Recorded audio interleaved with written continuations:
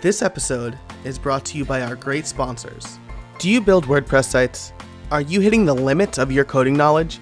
Break free of your limits and do far more than you ever thought possible. Formidable Forms will help you build robust applications quickly without any PHP.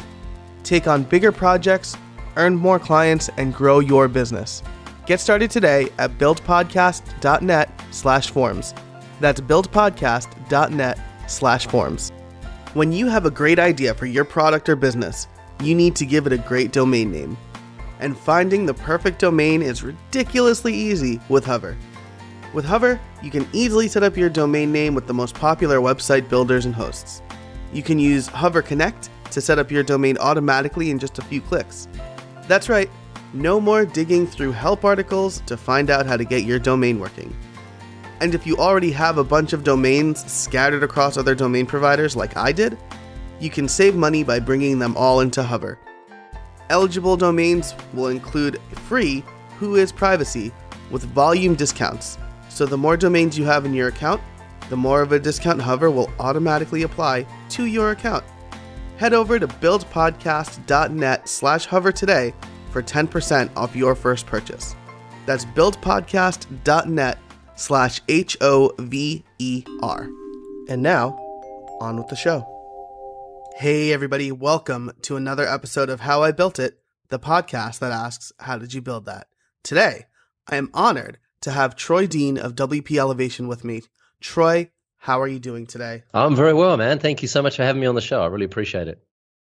Yeah, thanks for joining me. So you're a man of many hats.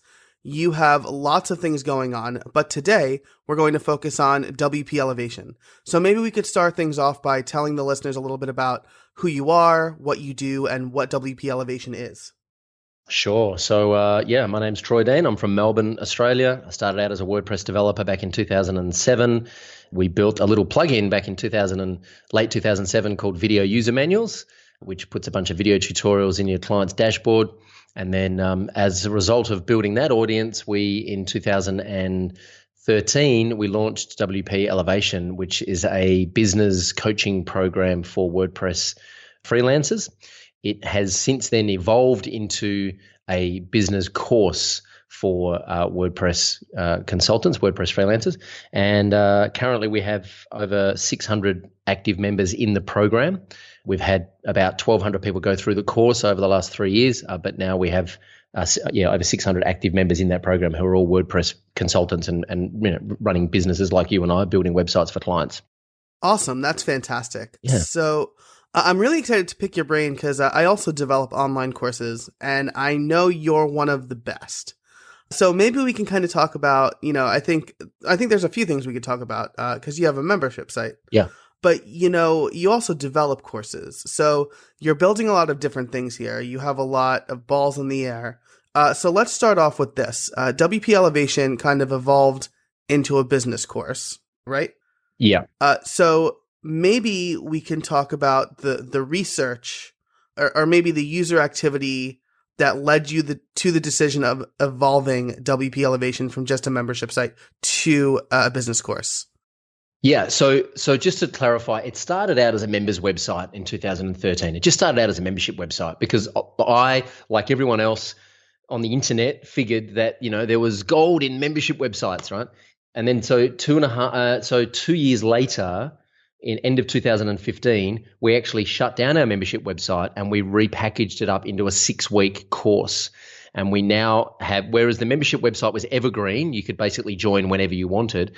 The course now, we have 3 enrollment periods a year.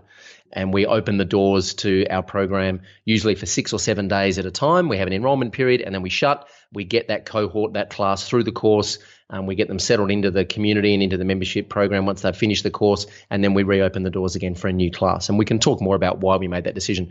But how we got here in the first place was, I remember very clearly coming out of WordCamp Melbourne 2013 and having the same conversation with the same group of people at dinner that night after a few drinks, everyone saying, where's the business track at WordCamp? We just want more business training at WordCamp. And the whole entrepreneurial startup space was really just going nuts. Like there were podcasts, there were, the whole lean startup thing movement was taking off. And all of the people that I was talking to wanted to know how to apply, startup methodologies and philosophies to their WordPress consulting business, and how they could actually, how they could make their business really solid. They didn't need more training on WordPress development or plugins or themes or, filters and hooks or actions or, BuddyPress, because there was tons of that around. They wanted training on how to run their business.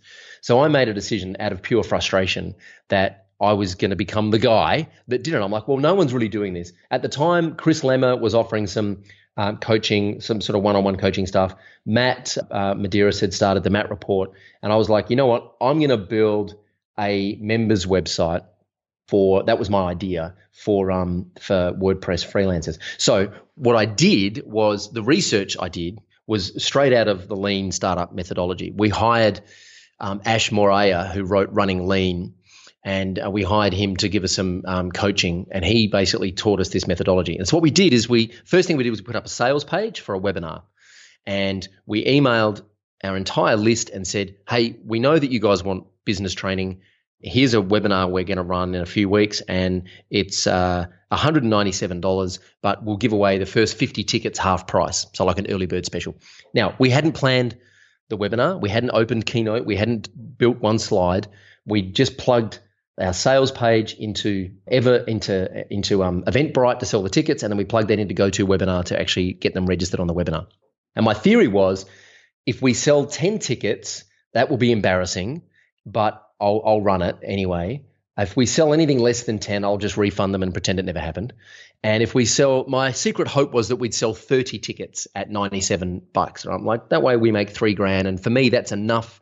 The needle moves enough for me to go, sweet, I reckon we're onto something here. Well, we sold out the 97 tickets in like 24 hours. We then released round 2 tickets of $127. We sold them out. And then we released round 3 tickets at $197. And I think we sold a handful of those. So we ended up doing $11,500 in 48 hours. And we sold 84 tickets, and I was like, right, we've got something here. The needle's moved. And so then I had to go build a webinar, right? So then I went and built a webinar. I basically taught whatever I knew about running a WordPress consulting business, gave away a bunch of templates on the call. And then I just polled everyone afterwards via a SurveyMonkey survey and said, hey, that was awesome. I had a lot of fun. Do you want to do it again? And we had 55 people respond to that survey and say, yes, we want to do it again. We want a membership website. We want a members forum. We want, monthly webinars and coaching calls, and we want to pay for it. We want this to be a paid thing because we want to value it and we want to have skin in the game, And I said, great. So I got a half a dozen of them on Skype, and we had a conversation. I said, tell me what it is. You help me build it. You tell me what it looks like. Tell me what it includes. And most importantly, tell me what it's priced at. And they all said, look, if it's priced between $1,200 and $1,500 a year, I'd buy right now. And I said, sweet, I'm going to go build this. I'm going to come back in 2 weeks and I'm going to take your order. And 2 weeks later, we opened the doors for 4 days and we enrolled 55 students into WP Elevation at $100 a month on a subscription. And that was the very first iteration of WP Elevation. And so we just added almost $5,000 to our bottom line every month. The cost of duplication and replication, as you know, with digital products is almost zero. It's just time, really. And so over the last 3 years, my focus has become 100% on making WP Elevation the best it can possibly be. And so that's the exact formula that we adopted for researching and proving that this was viable before we built anything. This was before we didn't even know what domain name we were going to host it on. We had WPElevation.com registered, but we didn't have a members website set up. We had, none of that set up. All we did was put up a sales page for the webinar. That was the proof of concept.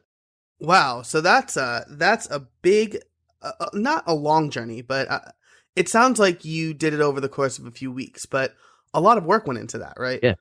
Yeah. So you got all of your feedback directly from your customers, and that's really great to hear.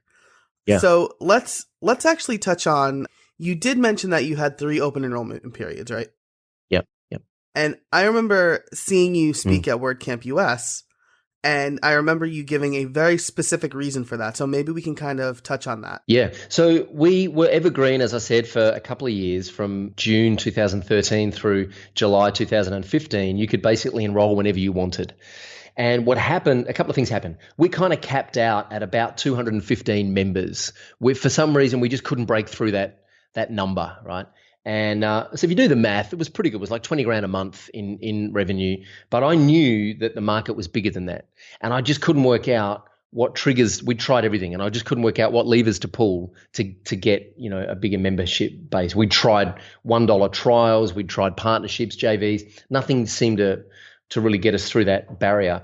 And the other thing was I was logging in because I was still doing consulting in as of end of 2015. Right up until end of 2015, I was still doing consulting. So I was logging into our own members website to find templates and things that I needed for my business. And the whole thing became like a vending machine. The problem with the vending machine, Joe, is I'm hungry, but I go to the vending machine and there are so many choices that I get paralyzed, right? I'm like, I wish there was just one muesli bar in the vending machine. I just go, well, that's all I can have, So I said, okay, here's a problem. I'd always wanted to do a launch. I'd seen these big launches happening online, and I'd always wanted to practice, and I'd always wanted to try and do a launch. And I said to my business partner, we're going to roll the dice here, man. I said, everyone is saying that launches are the way to scale your business because it builds scarcity into your business model, right?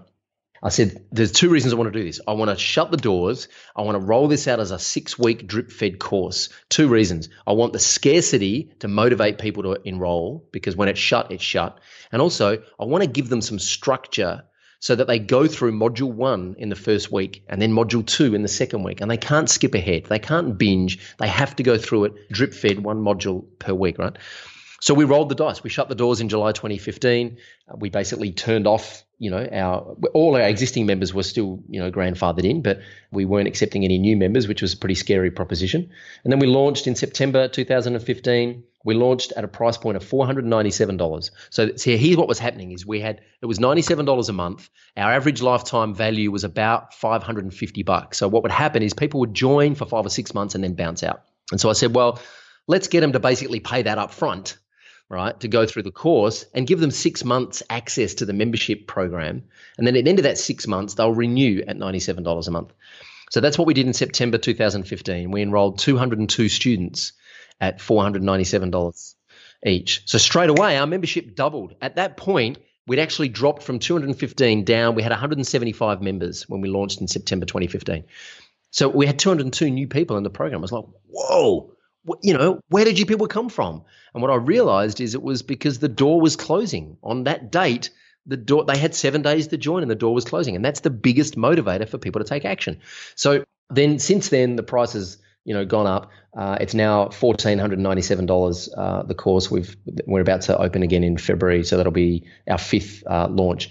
But what's happened is people email me and say, the structure in this course is worth the price of admission itself because it forces me to focus on one part of my business at a time, and I'm not overwhelmed. You're actually holding my hand like a tutor would hold your hand through a university course, every step of the way. So that's been a game changer for us, absolute game changer. Man, so that's incredible. So you've seen crazy growth just from developing scarcity, right? But you make good on that because, there's websites that have things that are always on sale.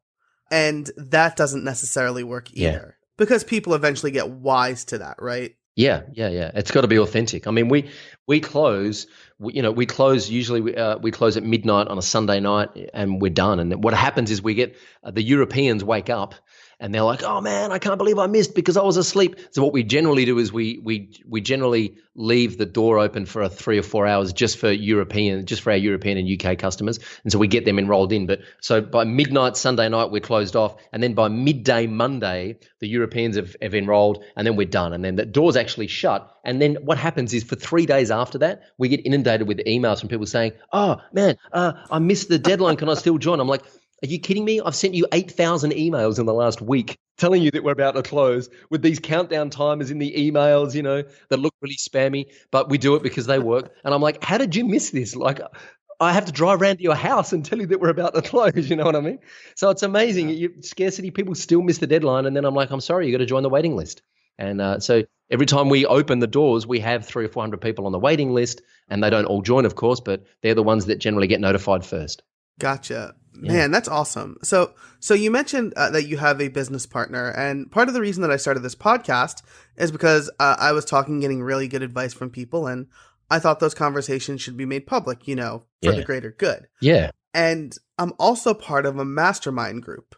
So is there a group of people or a few people that you talk to about business advice, bounce business ideas off of, things like that? Yeah, 100%. I mean, my business partner, I'm really lucky. We're both Virgos, which sometimes doesn't work, but in our case, it does. He's extremely analytical. I'm I'm very analytical, but I'm also the touchy-feely one in the business. Like I just want to go and hug our customers all the time. And he's, very much about the numbers. And he's a great product guy, so he's really great with user experience, and I'm really good with marketing and biz dev. And so we balance each other out really well. We've got a great relationship. We learn from each other, and we learn a lot together. But I've also got a core group of people who I connect with outside of my business who are in the online space. They've either got software apps or they've got consulting businesses in either SEO or social. And another buddy of mine who's an accountant and who's just a really successful business guy, usually try and spend a day with him a month at just picking his brain, and he picks my brain about technology. I pick his brain about running business, and we film those. We've just started filming those conversations, and we're actually publishing those conversations over on the Rockstar Empires blog, which is a new company that we've spun up.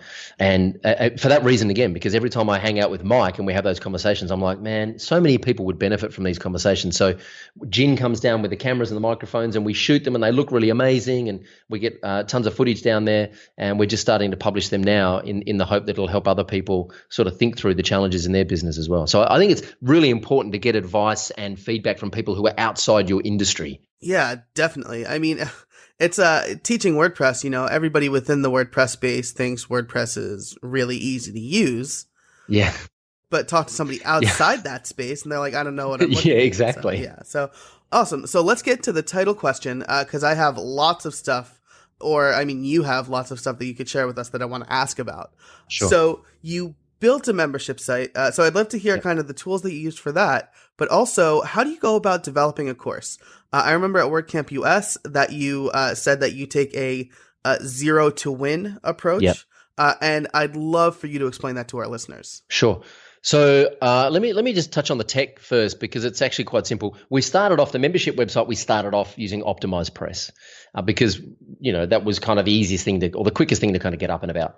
After after about 6 months, we refactored that and we were using Wishlist Member for about a year and a half. And then when we and it's good. I mean, the code's obfuscated, which is a pain in the ass, but the kind of Wishlist Member does what it does, and it does it pretty well. It's not perfect, but nothing is. So then when we shut it down and we turned it into a course, we were kind of about to custom build something. And just before we pulled the trigger on that, we found this solution called Social Learner for LearnDash.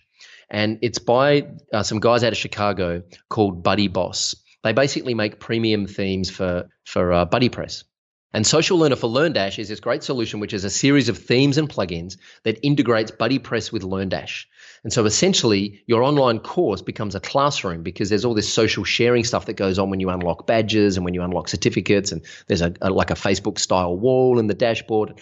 So we found that, and we were like, this is amazing. This is exactly the platform we want to use. So that's our choice. We've customized it quite a bit. We've built some onboarding wizards. We've built some leaderboards. We built a members map and a whole bunch of other things that we've customized. But that's the core of our course websites now at WP Elevation and Rockstar Empires. Everything we do now is built on the Social Learner for LearnDash solution. It's definitely worth checking out.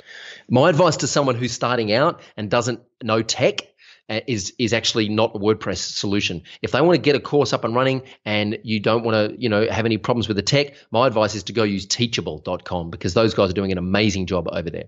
But if you know WordPress and you want full extensibility and you want to be able to customize it, then Social Learner for LearnDash is all open source GPL built on WordPress, and it's awesome. So that's the tech side of it.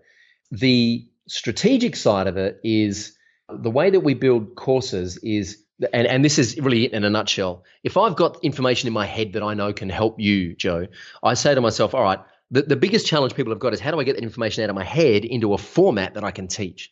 And the way I approach it is this. I treat every one of our students as starting from scratch. So I want to build a course that, if we're going to build a podcasting course, for example, I want to build a course in a way that if you've never even plugged a USB microphone into a computer, I want to be able to help you go from zero to win. And win, in this case, would be you've launched a podcast and you've got people listening to it on iTunes. That's a win, right? So what do I need to do to get you from zero to win? Now, what happens is some people come in and they're a little more advanced. And so I just say, look, if you already know this stuff, that's cool. You can just skip through the lesson, answer the quiz, and you're up and about. But I want to make sure that you've got the fundamentals. So from zero to win, I say, okay, what are the 6 big milestones that you need to achieve to go from zero to having a successful podcast or launching a podcast? And the reason I say 6 is because we break our courses up into 6 weeks. So there's 6-week drip fed courses, because 6 weeks feels valuable without being overwhelming, right? And also from a marketing point of view, we offer 30-day refunds on all of our courses. And so if you want a refund, I'm not going to give you the full 6 weeks. If you want a refund, then you bounce out at 4 weeks and you lose the last 2 modules. So, and 4 weeks is plenty of time to take us for a spin and, know whether or not it's valuable. By the way, our refund rates are less than 1%. So we don't really have much of a problem with refunds. Yeah. So zero to win is like, these are the 6 big milestones you need to achieve in order to go from zero to win. Now, within each of those milestones, there are generally, I like to think of it as there are going to be 6 action steps you need to take to reach that milestone. So let's say, for example, in podcasting, let's say that, and I wouldn't do this, but let's say that module 1 is the tech. Let's say that module 1 is getting your studio set up, right? Again, I wouldn't do that, but let's say that would be module 1. For me, that would be like module 5. But in this case, let's pretend it's module 1. So it would be like, well, you need to get a microphone set up. You need to get some headphones. You need to get some software. You need to practice. You need to learn how to kind of edit, and you need to maybe learn how to normalize your levels and then upload to, Google Drive, for example, right? So they're the 6 steps you've got to take in order to get your studio set up. So the studio setup is the milestone, and then the 6 action steps are the lessons, right? So the studio is the module, and then the action steps are the lessons within each module. So I reckon we can take just about anyone who's got an idea in their head for a course, and very quickly they can map out a course which is 6 weeks long and has 6 lessons within each week. So 6 modules, 6 lessons within each week. And a 36-lesson course, as I said, it feels valuable enough to be worth charging some money for without it being overwhelming that it's just going to be too hard. Gotcha. That's fantastic. And you mentioned that you have quizzes. How important are quizzes to the success of the course? Quizzes are crucial, man. And so here's the other metric that we judge everything on our student completion rates. And this is where I think we differ. And I don't mean to sound, too arrogant, but I think this is where we differ from a lot of people selling courses. See, a lot of people that sell courses on the internet think, great, you've spent $500 on my course. Now I can go to the beach and sip daiquiris by the pool. Well, I know that when you enroll in my course, that's when our work starts. Right? Because I have a responsibility to make you finish the course. Otherwise, I feel like I'm ripping you off. And maybe that's just because that's maybe just because I feel like I've enrolled in so many courses over the years that I haven't completed, that I don't want our students to have that experience. So we have at the moment, the cohort of students who enrolled in WP Elevation in October last year, right now, as of today, 70% of those students have completed the course and printed their certificate. Now, those completion rates are unheard of in the online course space. Most courses struggle to get 10 to 15% completion rates. So quizzes are a huge part of this, right? Quizzes, badges, certificates are a huge part of dangling the carrot, and we take a more carrot, less stick approach, dangling the carrot to get people to complete the course. And quizzes are just a really simple way of saying, hey, have you paid attention? Can you basically repeat this back to me? Yeah. And so most of our quizzes are multiple choice. There's one answer, which is obviously the correct one, and the other ones are pretty silly. So they're fun. We try and make them fun and entertaining, but it actually forces the student to pay attention and say, yep, I've been paying attention and I can repeat this back to you. And so they learn it. They learn it more. It sinks in. Nice. So when I was teaching in a classroom in front of students, I would always kind of downplay my quizzes and tests. Because, like you said, one was the right answer, and then there were a few silly ones. And one day, my students were like, that was way harder than you made it seem. So I thought, maybe it's not as silly as I thought. It's funny that you mentioned that, but that's awesome. So, and I think the other thing with quizzes, the other thing that's really important with online courses is they need to be entertaining, right? When you're in a classroom, you've taught in classrooms. When you're in a classroom, you can see when students are getting bored or disengaged, or they're, falling asleep, or they're on their phone, or they're, looking sideways at their mates. When you're at home on the internet, there's distractions everywhere, right? The kettle's boiling. There's a game show on the television. There's a picture of a cat on Facebook. There's a picture of a stoned cat snowboarding on YouTube. There's like so many distractions, right? So how do you keep them engaged in your course I believe you have a responsibility to your students to not make your course boring, because if it's boring, they're just going to disengage. So part of our philosophy is the courses need to be entertaining, they need to be engaging, and the student needs to learn as well. Awesome. And to that point, one of the things that's a lot different from in-person versus online teaching is that in person, I knew when a student wasn't getting it because, I could see it all over their face. Yeah. So what do you kind of do to combat or help a student when they're not getting it? So that's a great question. There's a couple of things we do we try and weave into the script of each of our lessons. So there are two things that really, actually there are three kind of psychological hooks that we try and plant in each lesson. The first one is why this is important now. So we basically just state the case as to why this information is important in this lesson right now. So for example, if you were teaching WordPress security, it would be, well, this is important right now because WordPress is powering almost 30% of the internet and it's growing really fast and it makes it vulnerable to hackers because it's so popular. So it's really important that you pay attention to security.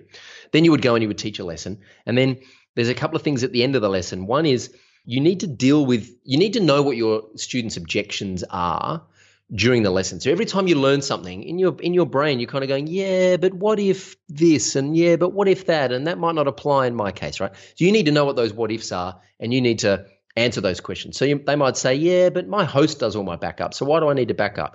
And you go, cool. So you might be thinking your host does all your backups for you, but it's really important to have a third-party backup stored somewhere like Amazon S3 or Dropbox, just in case, blah, blah, blah, blah, blah.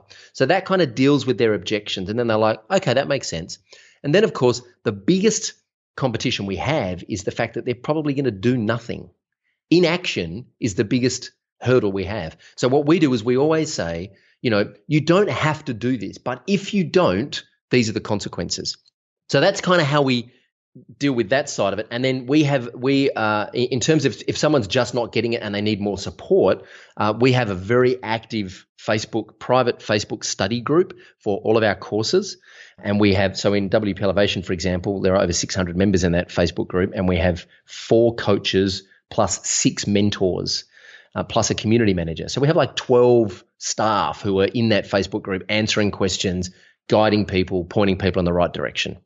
Man, that's fantastic. So you tell them why it's important. You kind of inoculate them against their objections, right? Yeah. And then you tell them why it has to happen or what's going to happen if they do it. That's excellent. I'm definitely going to remember that. Awesome. So we're coming up on time. We've talked a bit about the transformation, right? We've gotten the history. What are your plans for the future? Great question. So I'm very pleased to announce that we recently managed to sign a deal with Zach Gordon, who, as we know, was the WordPress teacher at Treehouse. And Zach and I have been trying to make this happen for almost a year now, and we finally made it happen. Zach is joining the team at WP Elevation to teach WordPress development, which is something that we've never taught because we used to refer everyone over to Treehouse. It was like, well, why would we do it? They're doing it really well. Well, they stopped doing it, so now we're going to do it. So Zach's joining us to teach WordPress development, which is fantastic.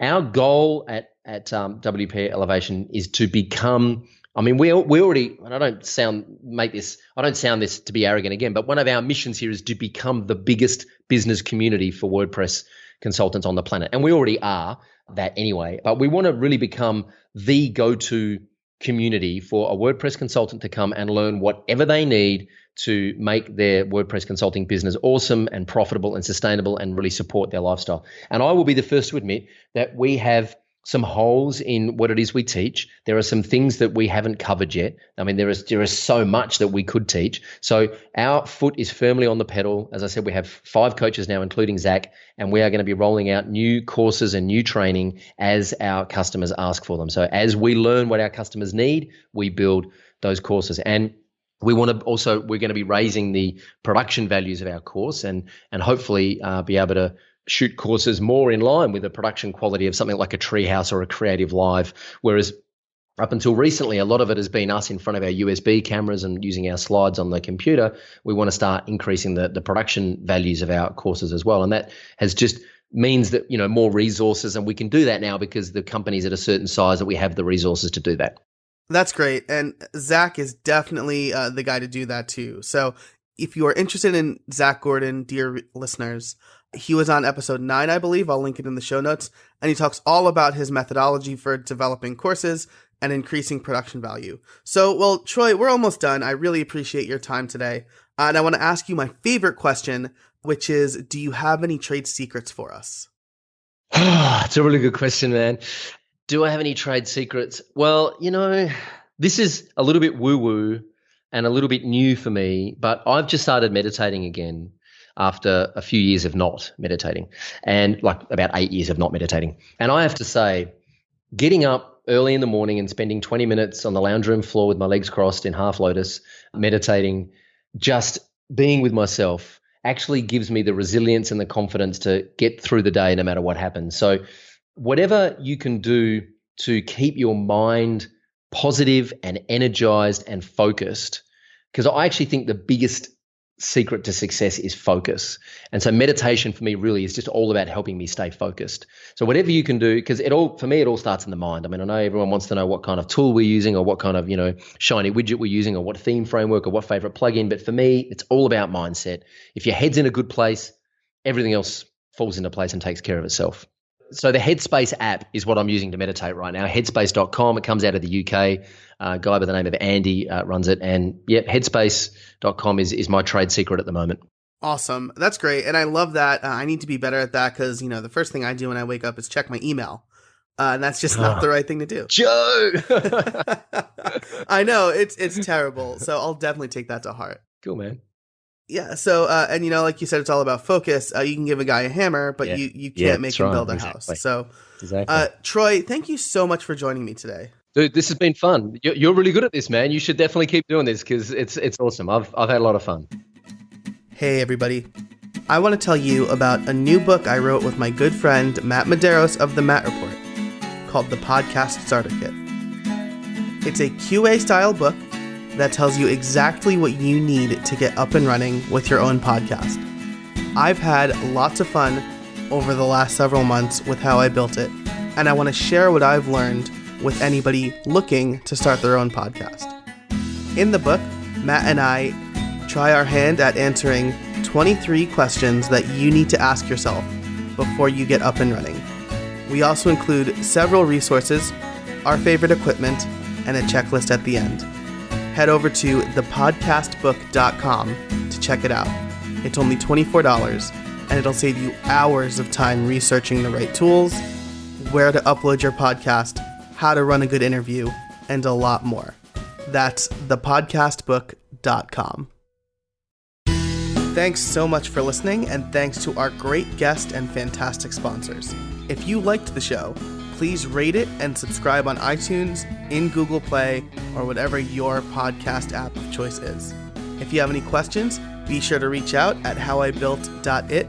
And finally, until next week, get out there and build something.